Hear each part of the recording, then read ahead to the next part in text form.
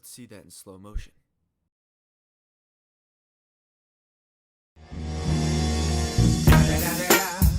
So what's up, guys? Today I am painting what you guys requested on Instagram. I let all my Instagram followers pick between mountain, space, light, dark, and then whatever color of their choice. And the votes are in. Looks like we're doing some pink dark mountains. I'm gonna have a fun time with that, but let's see what I can do. Okay guys, I'm gonna start this one out by adding in a blue gradient planet. Pretty simple. I wanted to do pink and blue because they had the same amount of votes. I know I didn't say that at the beginning, but that's what I'm going to do. They go well together, so it should be fine. It should look good. I messed up a little bit on this planet, but ended up turning out pretty good. Nothing to worry about too much. Wasn't going to redo the painting just because I messed this little piece up. But still, it's pretty good, so I'm not too mad about it. Even though it takes a little while for me to do, but once I finish this planet, I put the shading on, and then I started out, I was going to add a red, and then kind of gradient down into pink, but I decided I'm just going to do a black background, so I can put some pink spray over top of it, and it'll look pretty dark, and then I won't have to use the red.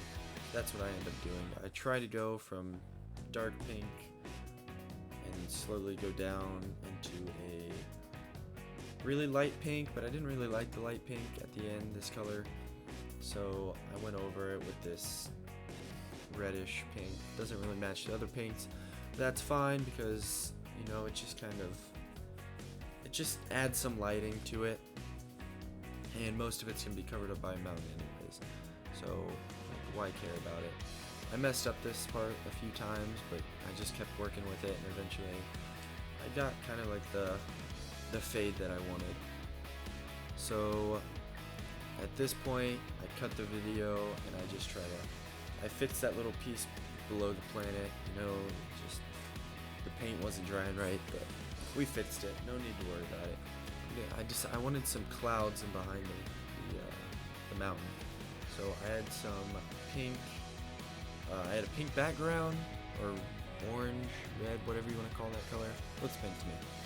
And then I add some white clouds over top of it, and the pink underneath kind of adds some flavor to the clouds. I don't know how to state that, but it kind of fills in the empty spaces. So now I take my brush, and I'm gonna fill it in with mountains. You can really be sloppy at this point. I just kind of lay down where I want them, and I always go back later and I do some more detail work with them. But they don't even need to be filled in all the way, because you're going to be filling it in with some color, some snow. So I just kind of slop some paint down, you know, just fill in the space as much as I can, and then get the angles right. Angles is probably the hardest part with mountains. You want to figure out the slope you want, and if you have like mountains covering other mountains, you want to know how much you want them to cover each other, and that's what took me the longest with this one. But after a few attempts, I was able to kind of figure out what I want, and you know, it's okay. You don't need to be perfect. It's spray paint.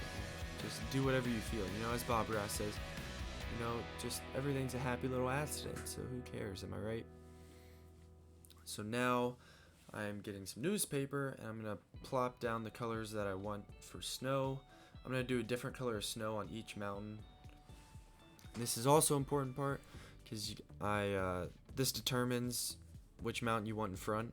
So I decided that I want the one all the way on the right in front, and then I just have them, I don't know, I just have them overlap each other.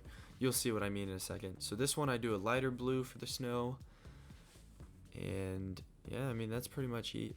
You know, it looks like I'm just kind of, you know, aimlessly scratching, but it takes a little bit to get the technique for snow.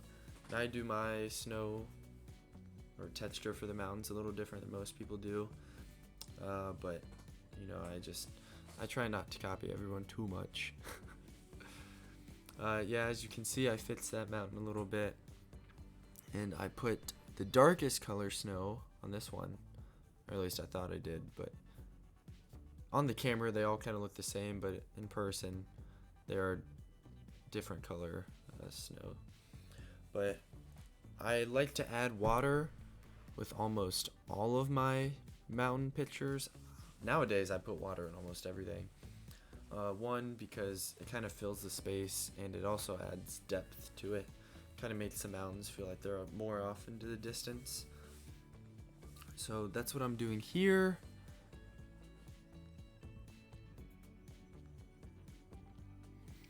So I grab my straight edge. It doesn't need to be perfect because I know that I'm going to be adding in fog later. So it doesn't need to be super straight or anything. And I want the water to be pink because the sky is pink, but I also want there to be the blue glare from the planet that I did. And this brings the pink and the blue together really well. And the water didn't turn out perfect, but I was kind of happy with it.